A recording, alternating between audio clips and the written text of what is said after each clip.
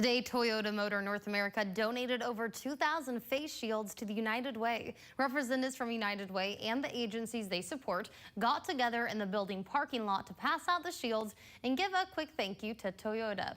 Of course, everyone was staying 6 feet apart. Local nonprofits will be able to put these masks to work while they continue to support the community during the pandemic. They even surprised Toyota's Kim Ogle with a 2019 Give Award.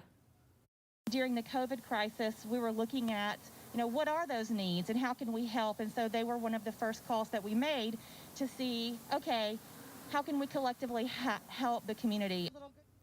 On June 30th, United Way will be having their 2020 Day of Action. People can drop off items and donations to all United Way agencies in a socially distant drive-by. You can find more information on rocketcitynow.com.